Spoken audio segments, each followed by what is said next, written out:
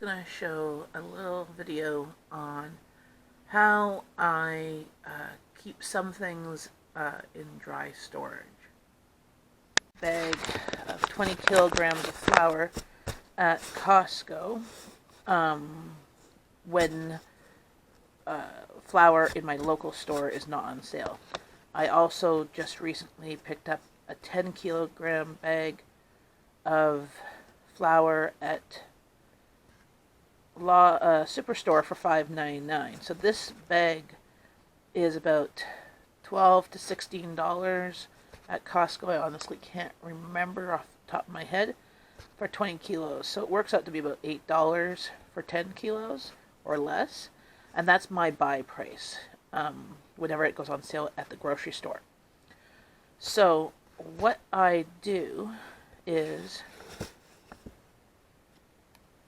I take these really large half-gallon jars, or in Canada they're 2-liter jars, and I fill them with the flour, and then I reuse the lids that I've used for canning, because you can't really use them for canning. Some people do, but it's not recommended to do it.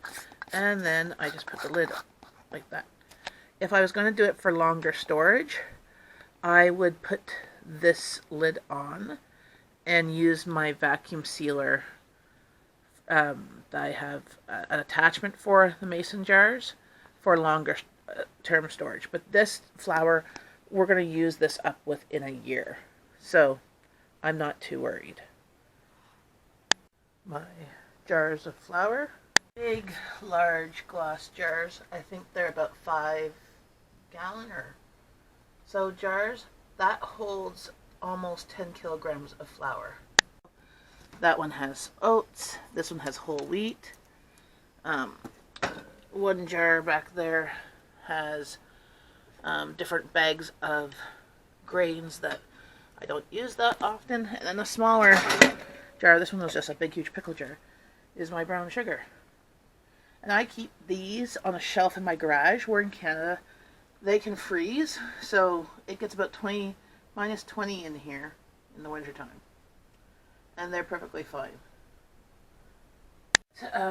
Just an idea of how I keep dry goods stored. I have some Tupperware canisters or containers, what's it called?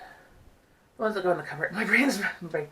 And they have a double seal on it, and I keep one in my cupboard for my flour, as well as one other container. And then when I'm running out, I just grab a small jar, or I grab my container and fill it up from my big 5-gallon jar.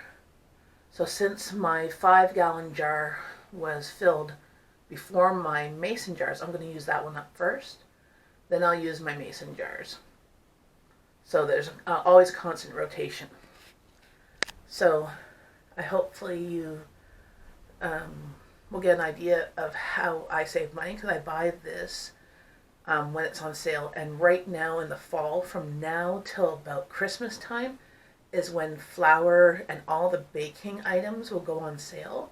They'll be like the rock bottom prices just before Americans' Thanksgiving. Up here in Canada, we get some just before Canadian Thanksgiving, but we seem, our realtors tend to like American Thanksgiving, and we have Black Friday when you have Black Friday and stuff like that. Doesn't really matter for baking items, but the grocery stores from now till Christmas will have everything that you could possibly need for baking. The sweetened condensed milk, the canned milks, the chocolate chips, flour, nuts, raisins, dried fruit, all those things that you use for your holiday baking will go on sale. And you just buy those things when they're on sale, because they won't really go on sale till maybe Easter, where you do much more baking again, but then it won't go on sale all summer. So now's the time to buy flour.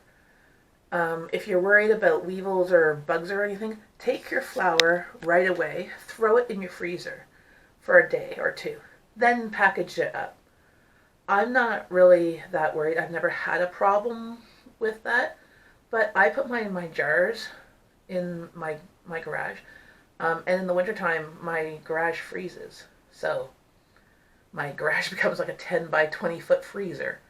So it's really handy at Christmas time when you buy a turkey and you don't have room in your freezer. You just throw it in the garage, and it'll stay frozen.